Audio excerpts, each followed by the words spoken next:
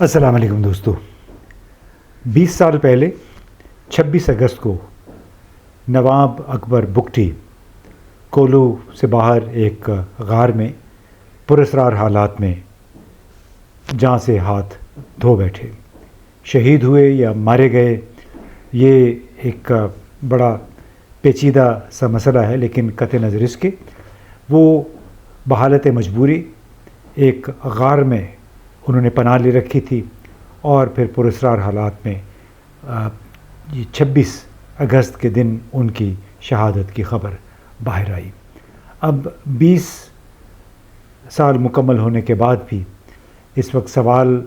غالباً اب یہ نہیں ہے کہ وہ کیسے مارے گئے، بلکہ یہ ہے کہ ان کی ہلاکت نے اپنے پیچھے کیا چھوڑا، کیا نتیجہ نکلا اس خوفناک واقعے سے جس میں نواب اکبر بگٹی سمیت کئی انسانی جانیں، جس میں 4 یا 6 فوجی بھی شامل تھے، ضائع ہوئیں. اب 20 برس بعد بھی بلوچستان اس وقت مسلسل شورش اور ریاستی رد عمل کے بڑھتے ہوئے سیکیورٹی رنگ اور سیاسی اعتماد کے گہرے ہوتے ہوئے بحران کے درمیان پھنسا ہوا ہے. آئے روز حملے ہوتے رہتے ہیں، کبھی سیکیورٹی فورسز پہ، کبھی پنجاب سے آئے ہوئے مزدور قتل کر دیے جاتے ہیں. ابھی 2 روز پہلے بھی 5 مزدوروں کو کہیں ایک کسی پروجیکٹ پہ کام کر رہے تھے، ان کو ہلاک کر دیا گیا. اب زیادہ اہم اور تکلیف دہ سوال یہ ہے کہ کیا پاکستان نے ان شکایات کا ازالہ کیا ہے جنہوں نے نواب اکبر بگٹی کو ایک علامت بنا دیا، یا صرف ان کے سیاسی اظہار کو دبانے کی کوشش کی ہے. نواب اکبر بگٹی ایک بڑی پیچیدہ سیاسی شخصیت تھے، قبائلی سردار، رکن پارلیمان، بلوچستان کے سابق گورنر اور وزیر اعلیٰ، اور مختلف ادوار میں آئینی سیاست کے ساتھ ساتھ مسلح مزاحمت سے بھی وابستہ رہے. 1952 میں سوئی میں قدرتی گیس کی دریافت نے بگٹی کے قبائلی لوگوں کے لیے کچھ روزگار ضرور پیدا کیا، لیکن یہ زیادہ تر معمولی نوعیت کی ملازمتیں تھیں جنہوں نے ان کی معاشی حالت میں کوئی نمایاں تبدیلی نہیں لائی. بلوچ عوام دیکھتے رہے کہ ان کے وسائل دور دراز شہروں کی طرف منتقل ہو رہے ہیں، جبکہ ان کی اپنی بستیاں غربت کی گرفت میں جکڑی ہوئی ہیں. وسائل کے اس معاشی استحصال کا احساس بعد میں بگٹی کے سیاسی موقف میں ایک مرکزی شکایت بن کر رہ گیا. یعنی جتنا بھی اس وقت بلوچ بیانیہ ہے، اس کا محور، اس کا مرکز یہی ہے کہ بلوچ عوام بلوچستان کے وسائل پہ دوسرے صوبوں کے لوگ پل رہے ہیں، جبکہ یہ صوبہ غربت میں دھنسا ہوا ہے. اب جو OGDCL PPL نے سوئی گیس کے حوالے سے جو معاہدے کیے ہوئے تھے نواب اکبر بگٹی کے ساتھ، ان کے نمائندوں کے ساتھ، اس پہ زیادہ تر بلوچ عوام کو اس کا علم بھی نہیں ہے، لیکن جن کو علم ہے انہیں یہ معلوم ہے کہ بنیادی اعتراض یہ ہے کہ وسائل سے حاصل ہونے والے فوائد اور مقامی آبادی کے حصے کے درمیان توازن نہیں رہا. زیادہ تر پیسے نواب صاحب کو چلے جاتے تھے، کوئی 12-13 معاہدے تھے. اب اس سے قطع نظر نواب بگٹی کے بنیادی سیاسی مطالبات میں کیا تھا؟ صوبائی خود مختاری، بلوچستان کے قدرتی وسائل خصوصاً سوئی گیس میں بلوچ عوام کا زیادہ حصہ، اور صوبے کے معاملات پر زیادہ سیاسی اختیار. وہ ابتدا میں پاکستان سے علیحدگی کے مطالبے کے علمبردار نہیں تھے، در حقیقت ایک طاقتور مگر روایتی بلوچ سیاستدان سے مزاحمت کی علامت بننے کا عمل بڑی حد تک جنرل پرویز مشرف کے دور حکومت میں ہوا، جب ان کے اور اسلام آباد راولپنڈی کے درمیان یہ کشیدگی میں اضافہ ہوا. 2005 کے بعد یہ مہازارائی بڑی ڈرامائی انداز میں بڑھی، اور ہوا یہ کہ 2005 کے شروع میں سوئی گیس فیلڈ کے اسپتال میں کام کرنے والی ڈاکٹر شازیہ خالد کو مبینہ طور پر ایک کیپٹن نے زیادتی کا نشانہ بنایا، اور اس معاملے کو بعد میں حشب کر دیا گیا. ڈاکٹر شازیہ کو پیسے دے کر اور ویزا دلوا کر لندن بھیج دیا گیا، اور بظاہر کوئی کارروائی نہ ہوئی اس کیپٹن کے خلاف. اب نواب بگٹی کے لیے اور اکثر بلوچ عوام کے لیے یہ ایک محض فوجداری واقعہ نہیں تھا، بلکہ بلوچ غیرت اور عزت پر بھی حملہ تھا. ان کی جانب سے انصاف کا مطالبہ ریاست کی طرف سے پردہ پوشی کی نظر ہوا، جس سے یہ واقعہ وفاقی بے حسی کی علامت بن گیا۔ اب بگٹی نے ان دنوں میں یہ کہا تھا کہ وہ ہمیں مارنا چاہتے ہیں، یہ ان کا فیصلہ ہے، لیکن میں کیسے مروں گا یہ میں خود طے کروں گا، وہ نہیں۔ اب دسمبر 2005 میں شروع ہونے والا فوجی آپریشن سیاسی بصیرت کی ایک مکمل ناکامی ثابت ہوا۔ بجائے اس کے کہ بگٹی کے جائز مطالبات پر مکالمہ ہوتا، جنرل پرویز مشرف نے طاقت کا رستہ اختیار کیا اور چودھری شجاعت حسین اور سینیٹر مشاہد حسین نے جا کے ان کے لوگوں کے ساتھ مذاکرات بھی کیے، لیکن وہ مذاکرات کا نتیجہ کسی نے نہ مانا۔ 17 مارچ 2005 کو نواب بگٹی کی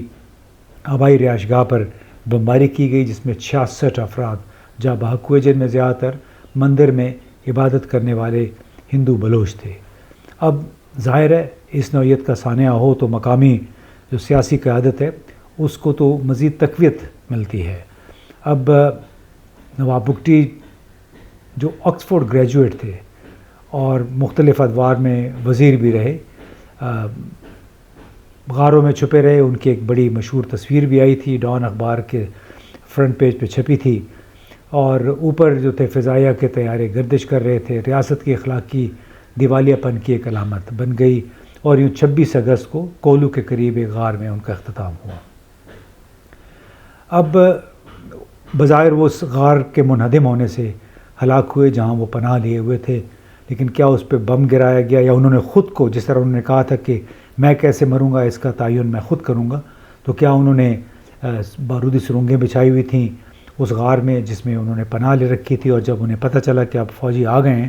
تو انہوں نے پھر دھماکے سے پوری غار کو اڑا دیا۔ یہ ولا عالم حقیقت کیا ہے کسی کو معلوم نہیں، لیکن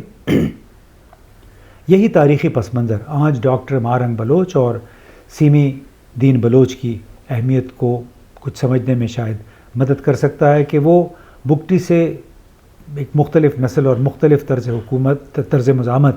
کی نمائندگی کرتی ہیں۔ بگٹی کی مسلح جدوجہد کے برعکس ان کی سیاست کا محور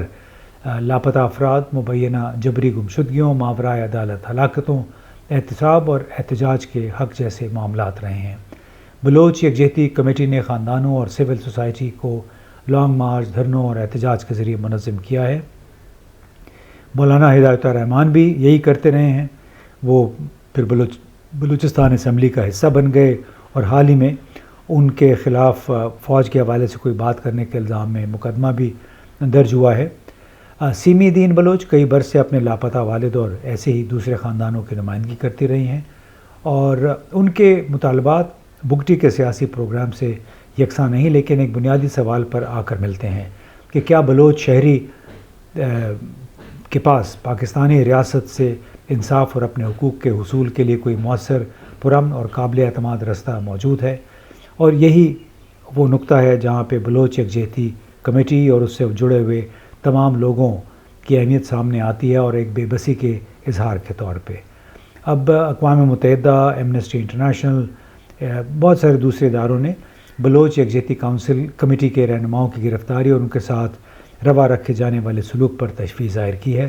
جبکہ ظاہر پاکستانی حکام کا کہنا ہے کہ تنظیم اور اس کے بعض کارکنوں کے عسکریت پسندوں سے، یعنی بلوچ لبریشن آرمی یا بلوچ لبریشن فرنٹ کے ساتھ روابط ہیں، اور حکومت ظاہر ہے ان الزامات کو مسترد کرتی ہے جو کہ سیمی دین بلوچ، ڈاکٹر مارنگ بلوچ اور ان کے حامیوں کی طرف سے پھر اقوام متحدہ سے ہوتے ہوئے پاکستان کی طرف آتے ہیں۔ اب جون 2026 میں مارنگ بلوچ اور بلوچ یکجہتی کمیٹی کے رہنماؤں کو 2024 کے گوادر احتجاج کے دوران ایک نیم فوجی اہلکار کی ہلاکت کے مقدمے میں عمر قید کی سزاؤں نے بھی اس کشمکش کو، کشیدگی کو میں مزید اضافہ کر دیا ہے۔ حکومت کا موقف ہے کہ مقدمہ تشدد اور قانونی جواب دہی سے متعلق ہے، اور دہشت گردوں کے ساتھ جڑے ہوئے یا ان کے ساتھ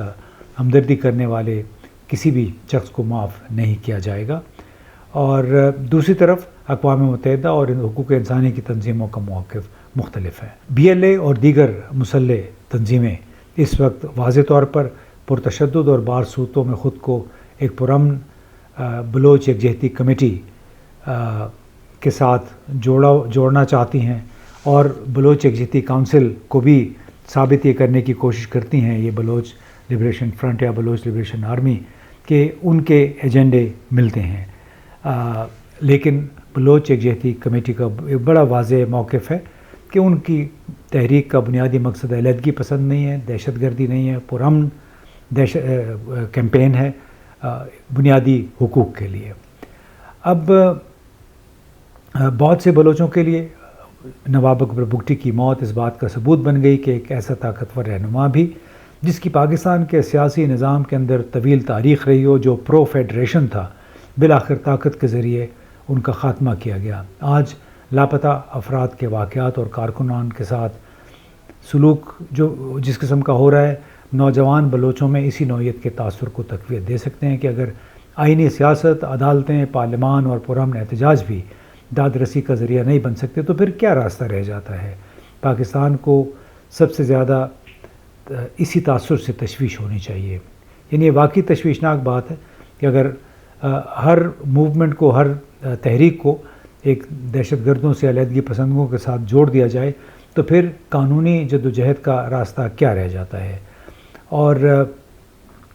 اگست 2006 کا سبق اسی لیے محض اس بحث میں نہیں ہونا چاہیے، میں سمجھتا ہوں کہ کون درست تھا۔ اصل سوال ریاستی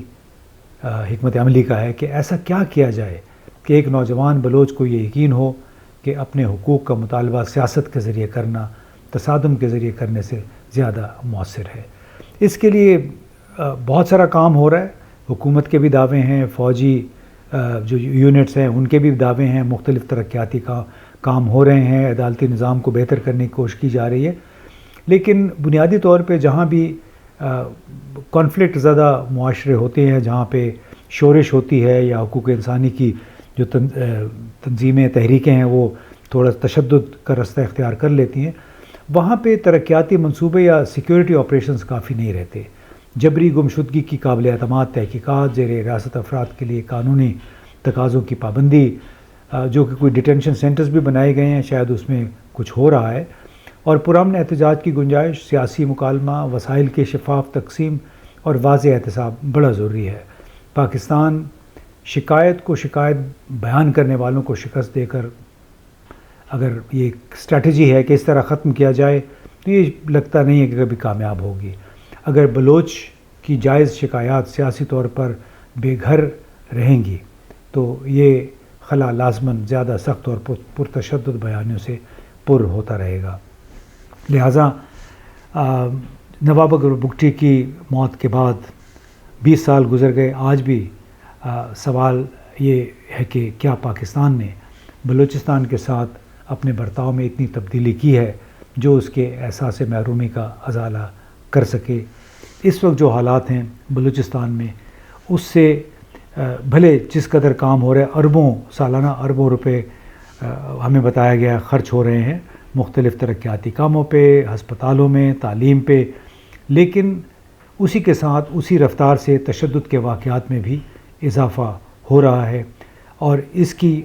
تہہ تک پہنچنا، بنیادی اس کی وجہ کیا ہے، اس کا تعین کیے بغیر اس سوال کا جواب دینا مشکل ہے۔ بہت بہت شکریہ۔